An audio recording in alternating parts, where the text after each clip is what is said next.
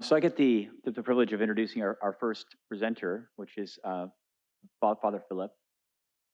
Um, Father Philip is, in my opinion, the church's leading expert on artificial intelligence and emerging technology, and it's been a blessing to work with him these past few years.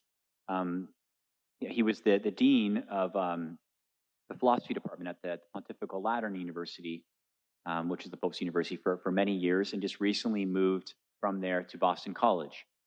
Um, and ever since he made the move, he's been a lot busier, traveling around the world and basically being an ambassador for the importance of talking about emerging technology and its implications. And I just want to say we need a lot more people like Father Philip in the church who understand these technologies deeply and can help humanity basically think through the long-term implications. And so we need more Father Phillips. And one of the things I've been encouraging Father Philip to do, and there's other people here in the room, Father Michael Baggett, Father Gene Gove, to work to kind of mentor a new generation of kind of philosopher and theologian for the church. Anyways, it's a privilege to have you, and with that, I'll turn it over to you, Father.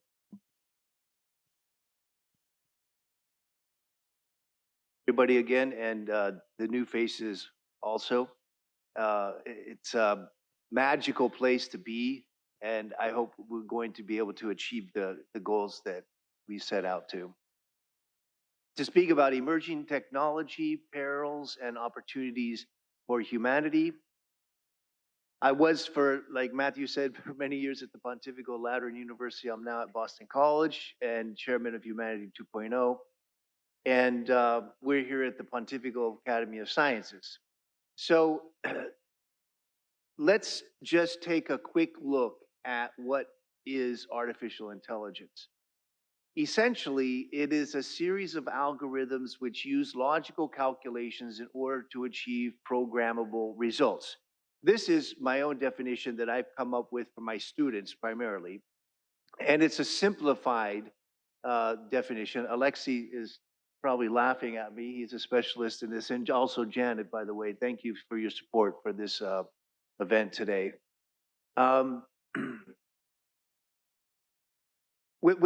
Most of us are familiar with the technology, so I won't get into it, but essentially, it's a translation of logical calculations that human beings do that Alan Turing made possible through the binary system, which is the basis of most all computers today. So you have ones and zeros, and one is true, zero is false. It's important to distinguish human intelligence from machine intelligence or artificial intelligence because they're two different things. In 1956, John McCarthy coined the term at Dartmouth, and it kind of stuck, even though he was heavily criticized for the term. And the other scientists and philosophers there said, what a Turing machine is doing is much different than what a human intellect is doing. And I think that's true. Now, AIs are becoming very, very good at simulating what we humans take to be understanding. However, it doesn't mean that they're understanding. It simply means that they're using powerful tools, large language models, and huge data sets in order to achieve programmable results, which are logical calculations. So what are some of the perils of AI? The first, I think, and the most important is job loss. Matthew mentioned this. Here is actually the study that artificial intelligence could replace the equivalent of 300 million full-time jobs. And that is a report by Goldman Sachs. And here is the link, but you can just Google Goldman Sachs report on job loss. Personally, I think this is a little exaggerated, although many have told me that it's not. Right now, artificial intelligence is generating jobs rather than replacing them. But I think in the long run, we're going to see people lose their jobs. Now, At the same time, governments, especially in Europe, will tend to protect these jobs. And that leads to the conclusion, just because an AI can replace a job, it doesn't mean it should. Because then what are you gonna do with all these people that are out of work? So I think we're going to see a protection, a kind of protection of jobs of the most vulnerable type. Then you have existential risk, and here is Elon Musk at the summit hosted by the Prime Minister of England in November of 2023, I believe. And he has said that AI is going to be worse than nukes. He said that at a talk at MIT. And I think he said that because he is afraid of what an autonomous artificial general intelligence, or what Nick Bostrom calls artificial super intelligence, can do if it's not controlled. The tendency, however, is to grant AI more and more autonomy because they are good at the jobs we want them to complete. And therefore, we have to be careful. This is called the alignment problem. We have to be careful that AIs are aligned with the goals of human beings. And this is, I think this is what Ron and Matthew refer to when they talk about human flourishing. Once the AIs become completely autonomous, it's going to be impossible to control them. Now, the big platforms working in AI, like Google, like Anthropic, like OpenAI, are very aware of this. They're very aware of this. And the people that I've spoken to tend to be very conscientious and also very careful about what they're doing. I asked Demis Hassabis at DeepMind, I said, well, you know, what would happen if Gemini or DeepMind got into the wrong hands? And he said, oh, it's foolproof, Father. I've made sure that no one can tinker with this. He has full control over the AI. And Sam Altman said the same thing. He also said, just wait until you see version 5.0. We're all kind of waiting for that. But these are very smart people, and it's Singularity Net also, and Hanson Robots. These are very, very smart people that are very careful about technology. So that's good. But I think what Elon is worried about is when it falls into the wrong hands, when it's used by malevolent actors. That could lead to disaster. Stephen Hawking, before he died, said that it could destroy humanity. Bill Gates chimed in saying that it could be destructive to all humanity. And I want to mention one other one, Eliezer Yudkowsky, who is one of the pioneers in AI and in the philosophical implications of AI. Listen to what he said in the Time magazine article that he did just a year ago. Many researchers steeped in these issues, including myself, expect that the most likely result of building a superhumanly smart AI under anything remotely like the current circumstances is that literally everyone on Earth will die. Now, if some crackpot or you know, adolescent said this, you'd kind of laugh and blow it off. But this is Eliezer. He's one of the pioneers in AI. Cardinal Turkson and myself went to California 2 years ago, and we were hosted by Tristan Harris and Asa Raskin for a conference on AI. It was called the AI Dilemma. And I think Eliezer was there, Stephen Wozniak was there. And they asked us to sign an open letter pleading for a 6-month moratorium on the development of AI. So I asked Cardinal Turkson, do you think I should sign? He said, yeah, go ahead. So Elon was the first one. Sam signed it, then he reneged on it. Tristan signed it. So there's, I think my signature is 1,482. I think Matthew was asked to sign it. It was actually done by Max Tegmark, who teaches at MIT. And they asked Eleazar to sign the letter also, and he said no. And we were all kind of surprised that, Eleazar, he says, because it doesn't go far enough. And if you look at you can Google Time Magazine, Eliezer Yudkowsky, and he says at the end, we must shut it down. We must stop this. And that's impressive. That's when Eleazar says something like that, that's scary. That's scary. And in the article, he gives examples of AI going wrong and why he says what he says. And he backs up his claims. These are very, very strong claims. Literally everyone on earth will die. So we hope not. Now, one of the difficulties of AI are deep fakes. And let me just give you two rather famous examples. Here's Pope Francis in his puffer, which of course is a completely false image. In his discourse for the World Day of Communications, he actually mentions this. Off the cuff remarks when he was presenting that speech. And he said, even I have been victim of deep fakes. He talks about deep fake. And he mentions this image which went viral. And of course, most people understood it being untrue, but it looks real. And the technology is getting better and better.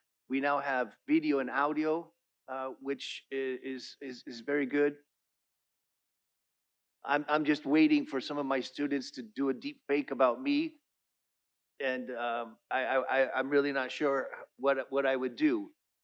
Because once it's out there, it's out there. It's not you, but it looks like you. It sounds like you, but of course you never said any of that or did any of that. I've known people who have lost their jobs because of deep fake. So this is something that we have to take very seriously. The other one was before the Super Bowl. I don't know if you remember this. I have a lot of students who are fans of Taylor Swift. Someone created images of Taylor Swift and put them on Twitter, and they went viral, and they were taken down because they were not very dignified images at all. She was upset, but there was really nothing she could do. She, came out and said, "It's not me. They were fake images," but by that time, millions and millions of people had already seen them. One of my students said, "Oh, Father, yeah, those images were really nasty." And all the students laughed because that means that he saw them. And he turned red. And then one of the other students said, "Brody, don't worry, everybody's seen them." And everybody laughed. And then a third student said, "Everybody except Travis Kelce, because he doesn't need to see them. He's her boyfriend." So that made a big fuss in the media before the Super Bowl, and there was really nothing Taylor could do. And so I went around the room in the classroom and I said, "Are you concerned about deep fakes? Because it could happen to you." And everybody said yes. Everybody said yes, and there really wasn't an answer. The concept of truth is another way that AIs can give us difficulty, and they can present a peril. Here you have a judge and a lawyer who were discussing a case of a gentleman flying on a Avianca plane. I think it's from Colombia, and he was injured as one of the carts struck his knee, and he had to go to the hospital. The federal judge, P. Kevin Castle, ruled that past cases presented by lawyer Stephen Schwartz on the right were in fact false and made up by ChatGPT. This is from June 2023. So it wasn't long ago. And the judge actually made the lawyer apologize throughout the case.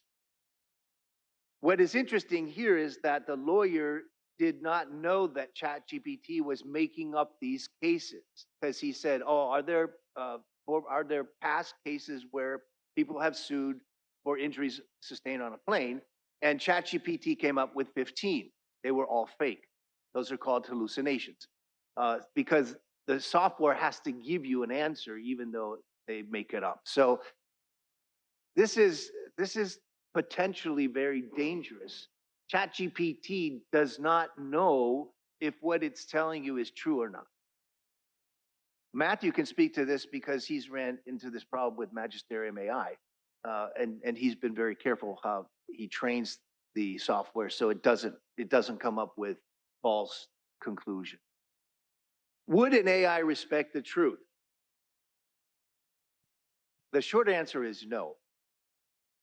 And I want to present to you here software called Libratus. Libratus is a software which plays Texas Hold'em. It's a poker game. And it made its debut in Pittsburgh, Pennsylvania, I think in 2017. It's from a team of computer engineers from Carnegie Mellon. On the right, you see the head of computer science and then his co-founder of Libratus. Why am I mentioning this to you? Because Libratus beat the world champions in Texas Hold'em over a 20-day tournament with over 10,000 people. These are all world-class, famous Texas Hold'em players. There are two things that are surprising about Libratus. The first one is that it learned to bluff.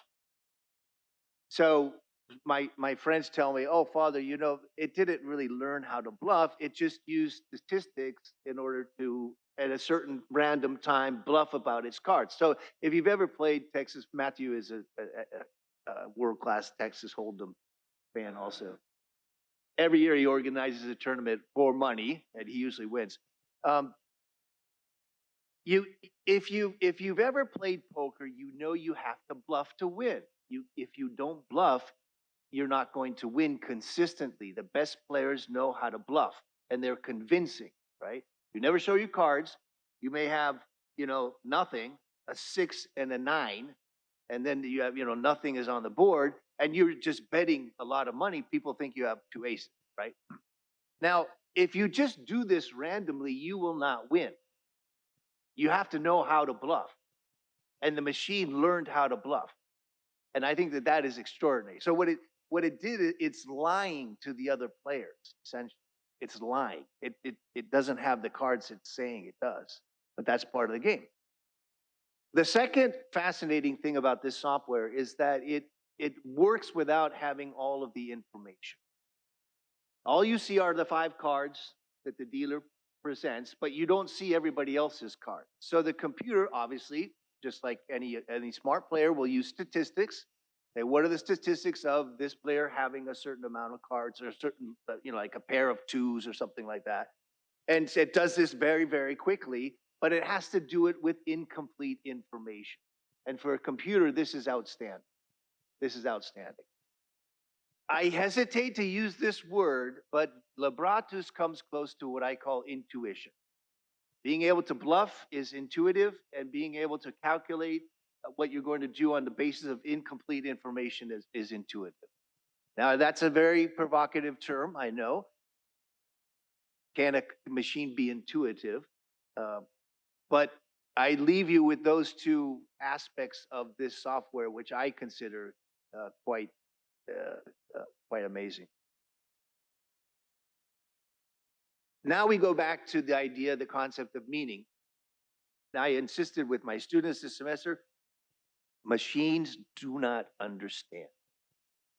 Machines can simulate understanding, and the more you work with ChatGPT and now Chat for Omni, the more you think that it's understanding what you say. It truly is amazing. And version 5 is coming out in the fall that'll even be better. But it goes back to the distinction which John Searle made in the 1980s, and that is the Chinese room experiment. So this is the famous Chinese room thought experiment where John Searle is in the room. He does not understand Chinese, but he has a set of rules, and he has data, and then he has output. So he receives input in Chinese. He uses rule books, right, which you see reading the rule ledger, and he formulates answers in Chinese that he doesn't understand, but are convincing to an external. That's why it's output. It's going to outside people who are Chinese, and they see the answer, and they say, "Oh, the person in the room must know Chinese." And John Searle says, I don't speak Chinese. I don't understand Chinese the same way a computer doesn't. A computer doesn't understand anything. It just uses rules in order to formulate answers. Now, AIs are getting really good at this, so much that we would tend to think that they actually understand. And therefore, the concept of meaning would be a part of their inventory. We can, I know these are very provocative issues, but we're certainly in the 2 days that are coming, we can speak more about these. I'm just trying to lay a basis of some of the framework that we're using. Agency is the concept that computers or robots will become responsible for their actions. And this is probably due to consciousness. The idea of consciousness is what David Chalmers calls the hard problem. The hard problem of consciousness is that we do not have a scientific explanation of what consciousness is. David Chalmers is the foremost specialist in consciousness. That's why I use him. And he says, we know it when we see it. So I know that Ron is conscious, right? The opposite of that is solipsism, where you say the only person who's conscious is oneself. Everyone else is a projection of my own consciousness. That's called solipsism, famous philosophical quandary. Animals are conscious, but Aristotle says they're not self-conscious or self-aware. Only human beings are. So the question is, can a sufficiently advanced AI become conscious? David Chalmers says probably no. Raymond Kurzweil says probably yes.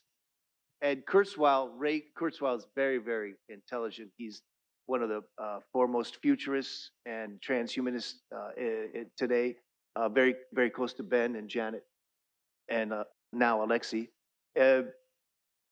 Ray says something which I consider extremely intelligent.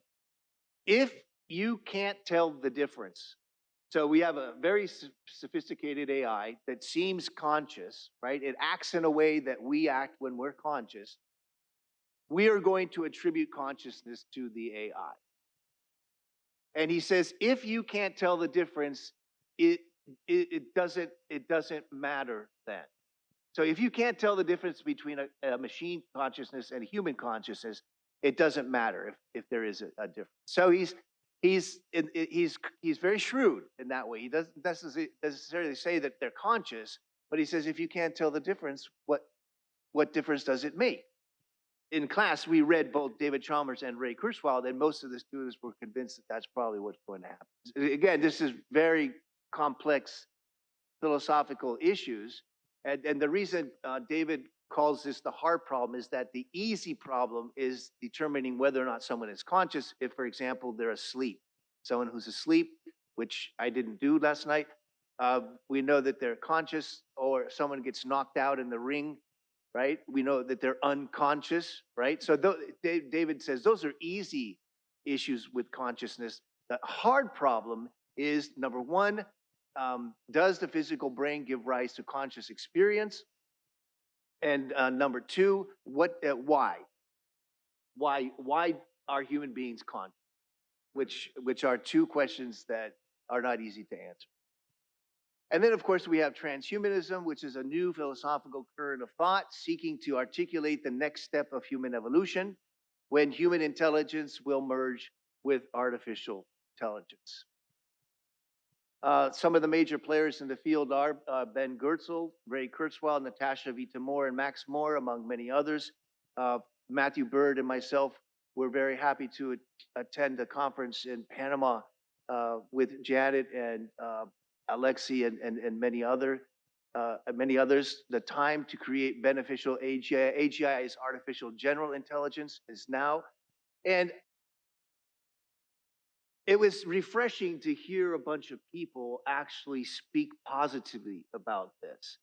And I think this is my last slide. So I guess I'll leave on a positive note, because a lot of people are scared. A lot of people are unsure where this technology is heading.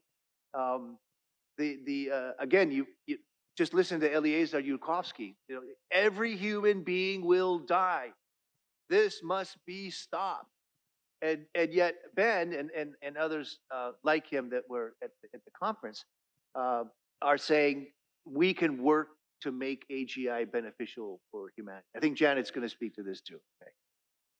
And then, of course, the framework that we want to enhance is human flourishing. So the framework to evaluate whether or not AI is being used correctly is that of human flourishing. And when I asked Sam Altman about this, I said, Sam, why don't, instead of talking about the ethics of AI, because everybody's talking about the ethics of AI, why don't we frame it in terms of human flourishing? And he says, I like that more. I like that more because it's difficult to talk about ethics within AI, because you either have a set of rules, which the AI can change, or you have virtues and character, which an AI can't achieve. So the concept of human flourishing is actually attractive to people in the field, I think. So are AI platforms enhancing flourishing, or are they obstacles to flourishing? I think that's the question, and we're going to speak about this in the afternoon. Governments and companies should adopt the flourishing framework in order to better discern the fruits of AI. And our work with Tim and Tyler and Ron at the Harvard program of human flourishing, I think is providing a lot of good results. We are adopting the framework that you're coming up with, and many other people are also, because I think it's the most reliable. And now all the data, Tyler told me that you're working on getting the data out finally after 7 years, I think. Yeah. So that will, I think that's going to grow, and that's going to become more concrete. So I won't go into the discussion topics, because we all have plenty of our own discussion topics. So let me leave a brief introduction about what is AI and how can we use the human flourishing framework in order to make sure it's used for good and not for evil. Thank you. Thank you very much, Father.